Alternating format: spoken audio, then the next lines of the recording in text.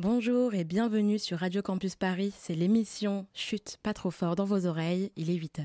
À 8h40, la militante antivalidiste Odile Morin est l'invitée de notre émission. Avec elle, on parlera de l'accessibilité de ces Jeux de Paris, alors que les pouvoirs publics promettent des sites olympiques ouverts aux 350 000 personnes en situation de handicap, attendus dans le public des Jeux cet été. Et à 8h35, on retrouve Akina et Mati pour nous parler d'accessibilité et de JO avec leur invitée Odile Morin. Bonjour. Bonjour. Alors les Jeux Olympiques et Paralympiques auront lieu dans exactement 100 jours à Paris. Et quand on pense à Paris, ce n'est pas forcément un synonyme d'accessibilité. Ah si, la ligne 14, mais bon, elle est actuellement en travaux. Et oui, on lâche des flashs à faux, on n'est pas du tout en retard. C'est plus précisément donc de l'accessibilité et de la dignité des personnes en situation de handicap visible et non visible dont nous allons parler aujourd'hui avec Odile Morin. Bonjour Odile Morin. Bonjour. Alors Odile Morin, vous êtes militante pour le droit des personnes handicapées, présidente de l'association Handisocial, et vous êtes également connue pour votre soutien au mouvement des Gilets jaunes. Le gouvernement annonce que ces Jeux seront un tournant majeur en faveur de l'accessibilité. Il est vrai que ce sont les Jeux Olympiques qui ont le plus mis en avant leurs mesures d'accessibilité. Rapidement, Odile Morin, pensez-vous que c'est un gros coup de pub fait par le gouvernement ou peut-on se réjouir de ces avancées ? Alors, il n'y a aucune avancée, il faut être tout à fait clair là-dessus. Depuis 50 ans, on stagne pour ne pas dire qu'on recule. Comment l'ONU évoque la politique française du handicap, il utilise 3 termes: ségrégation, privation de liberté, atteinte aux droits humains. On n'a pas été foutu depuis 50 ans de mettre en accessibilité le métro de Paris et la RATP continue à cacher le rapport qui permettrait de réaliser les travaux sur un certain nombre de stations. La ville de Paris parle de faire des quartiers d'accessibilité augmentée, c'est-à-dire de créer des ghettos où on aura le droit de circuler à l'exception des autres endroits. Et comme pour tous les Parisiens et pour tous les visiteurs, Paris va être encore plus dur à circuler pendant la période des JO et encore plus pour les personnes handicapées, puisque on sera soumis à une sécurité, à une surveillance de masse qui, je crois, n'a jamais été atteinte. Et puis surtout, ce qu'il faut poser comme problématique, c'est qu'est-ce que les JO véhiculent et à quoi ils servent? Alors Est-ce que juste, c'est un moment de cohésion populaire ou est-ce que c'est un grand moment de consommation, de business et de mise en avant de, de- d'idées qui sont très validistes? Mais bah alors justement, les pouvoirs publics assurent que tout sera mis en œuvre pour accueillir comme il se doit les quelques 350 000 personnes en situation de handicap qui viendront assister à l'événement. Donc sur les 15 millions de visiteurs attendus au total. Pour ça, l'État dit avoir mis les moyens. 1,5 milliard d'euros débloqués au mois d'octobre dernier, notamment pour rendre les transports plus accessibles dont vous parliez. La délégation interministérielle en charge des Jeux olympiques et paralympiques promet que tous les sites seront entièrement accessibles. Un système de navettes serait normalement prévu dans la capitale et pour pouvoir rejoindre facilement les différents sites olympiques. Et il y a 400 heures d'épreuves qui seront en audio description. Alors qu'est-ce que vous pensez de tout ça? Est-ce que vous pensez qu'on peut s'en réjouir? Alors, on peut surtout être assez sceptique puisque ce gouvernement, depuis 2017, passe son temps à mentir et je ne vois pas qu'est-ce qui change aujourd'hui et qui ferait que ce qu'il disent est vrai. D'autant plus que on n'a pas vu de transformation particulière des transports à Paris, que les navettes qui vont être mises en place sont des navettes qui seront réservées aux personnes avec des handicaps moteurs. Rien ne sera fait pour les personnes avec des handicaps cognitifs, mentaux et autres, que on va de toute façon être dans ce qui nous pose le plus gros problème, c'est quand même que quelle image on va véhiculer. C'est que au travers des JO et des JO paralympiques, l'accent il est mis sur le dépassement de soi de la personne handicapée, voire sur le dépassement du handicap. Et qu'en fait, ça correspond à une médiatisation stéréotypée qui est délétère pour les personnes handicapées. Parce que ça présente le handicap comme un problème contre lequel on doit lutter, qu'il faudrait surmonter Mm. afin d'atteindre la norme validée. Alors, Puisque là, effectivement, je comprends, mais du coup, justement, on avait une question. Parce que le discours des JO, comme vous l'avez dit, est beaucoup sur le dépassement de soi, sur les performances athlétiques, etc. Est-ce qu'au final, cette question de dépassement de soi, bon, on peut clairement dire qu'elle est certainement validiste, mais est-ce qu'au final, comment expliquer cela? Est-ce que cette question de dépassement de soi serait pas aussi quelque chose qui peut être bénéfique aussi pour les personnes handies, puisque ça peut mettre en avant justement les personnes handies en général comme alors, pouvant se ça va. dépasser. Alors, d'abord, est-ce que le but de la vie, c'est se dépasser? Ça peut-être être la question, mais Mm. surtout, combien de personnes handicapées vont se dépasser et combien surtout ne vont pas être en capacité de se dépasser et vont se sentir encore plus mal après. Mmh. Parce qu'en fait, on se sert de la figure de quelques personnes pour finalement vendre l'idée que qu'il est possible de se dépasser. Et ça sous-entend quoi? Ça veut dire que ceux qui ne se dépassent pas ne méritent pas les mêmes privilèges que ceux qui se dépassent.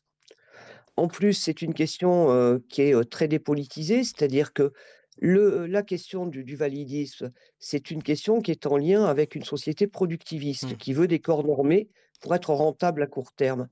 Et finalement, elle accorde des privilèges aux quelques personnes qui se dépassent et en contrepartie, elle accorde beaucoup de ségrégation et elle relègue beaucoup et elle discrimine beaucoup celles qui ne rentrent pas dans ce cadre-là. Est-ce que Et vous pensez que ce manque finalement, ça d'accessibilité fait et de monter une validité... petite élite qui n'est pas du tout représentative des Oui. autres personnes handicapées. Mais du coup, est-ce que vous pensez que le manque d'accessibilité et le validisme de ces jeux met plus en lumière médiatiquement, enfin mis très en lumière du coup médiatiquement par les JO, vont ainsi donner une préoccupation peut-être plus importante dans l'opinion publique justement du manque d'accessibilité en général du sport et surtout des enjeux validistes de tout ce qui est l'olympisme? Absolument pas, puisque ça va montrer que certains arrivent à dépasser et que finalement il n'y a pas de problème puisqu'ils dépassent, sans mettre en cause. C'est-à-dire qu'en fait, on va encore renvoyer à des questions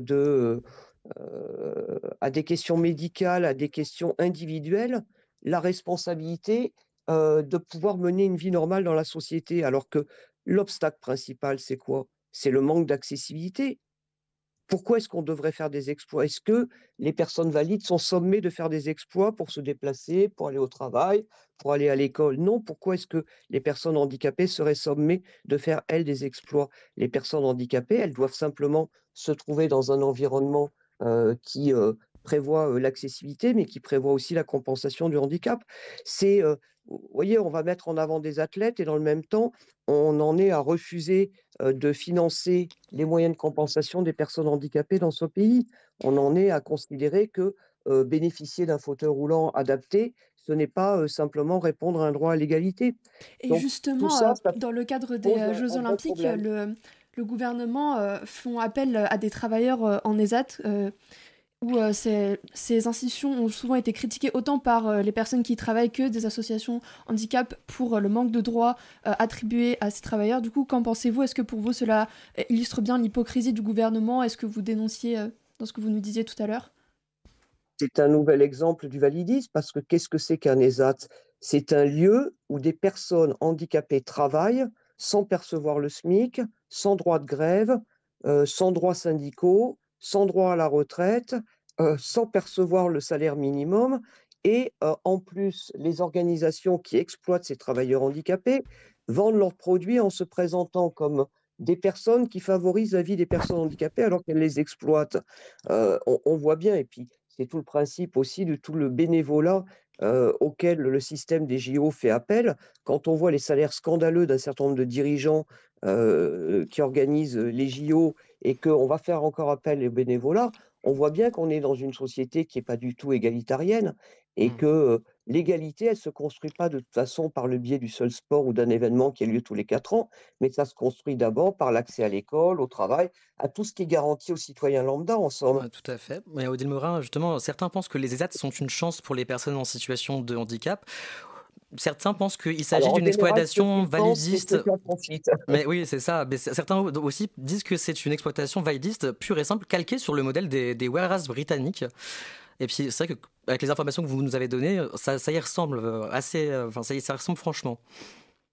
Mais c'est un choix politique dans ce pays d'avoir considéré qu'il fallait ségréguer les personnes pour leur permettre de travailler. Un autre choix était possible, c'était celui de dire que toutes les entreprises doivent avoir un pourcentage et pas 6% de travailleurs handicapés, et quel que soit le niveau de handicap. Parce que d'abord, il y a 15% d'une population euh, qui, euh, qui présente des handicaps dans une population donnée, hein, c'est des données de l'OMS. Mhm. En plus, le sport favori des entreprises aujourd'hui, c'est de choisir les personnes qui ont des handicaps qui sont, je dirais, ceux qui posent le moins de contraintes et qui demandent le moins d'aménagement. En fait, ils veulent des handicapés, mais sans handicap. Voilà, c'est un peu ça l'idée. Et tout ça pour réduire les pénalités, pas pour permettre que tout le monde participe à la vie en société. Et, Donc, Pardon, On excusez-moi. est dans une société quand même qui est très viciée et en fait, on va se servir de l'image des sportifs handicapés, pour véhiculer encore, une image de, «C'est possible de réussir, c'est une question de volonté», alors même que ce qui est en cause, c'est l'organisation de la société, c'est la manière dont elle est construite et le fait qu'on privilégie les corps valides par rapport aux corps, invalides et voilà et puis il faut dire aussi que la difficulté, c'est que les sportifs, les handisportifs, les paralympiques, pour continuer à avoir des sponsors, sont peu critiques sur ce à quoi ils participent et tout ça, en fait, de mon point de vue, une grande farce. Parce que justement, la DIJOP affirme que 100% des sites de compétition seront accessibles pour que les spectateurs handicapés puissent, autant que ceux valides, assister et participer aux Jeux Olympiques. Est-ce que vous pensez que le gouvernement tiendra cet engagement et que ces aménagements seront pérennisés? Bah, d'abord, le 100 accessible, je peux vous assurer que en tant qu'élu, je vais régulièrement visiter des constructions neuves qui ne sont pas contrôlées correctement, donc les normes d'accessibilité sont rarement respectées, elles sont rarement comprises. On n'a pas formé les architectes, donc je suis bien tranquille qu'il y aura bien quelques couacs par-ci par-là, parce que de toute façon, encore une fois, on confie à des valides qu'on ne forme pas, le fait de réaliser des équipements accessibles et donc forcément ça foire. Parce qu'on est dans l'intention plutôt que dans la réalisation et qu'on n'a toujours pas compris que c'est une question de droits humains, que c'est une question d'égale dignité et que, aujourd'hui, ce qui nous empêche de participer à la vie en société, ce ne sont pas ni nos incapacités ni nos déficiences, c'est bien les choix politiques qui sont opérés dans ce pays depuis plus de 50 ans, les choix en termes d'organisation, les choix en termes d'aménagement de l'espace public, les choix en toute matière et qu'on est dans une grande farce à laquelle, enfin, ne comptez pas sur nous pour, soutenir ça et je vous invite vraiment en plus à aller voir, ce que fait sur Paris le CLAV, le comité de lutte antivalidiste, hein, qui, effectivement a produit déjà des écrits et des paroles sur cette question-là et je sais qu'il y a aussi des projets d'olympiades populaires pour contrer un peu, ce qui est en train de se faire, cette grande messe qui va surtout, rapporter, des moyens financiers à quelques-uns et toujours au détriment du plus grand nombre et qui va, durablement empêcher une majorité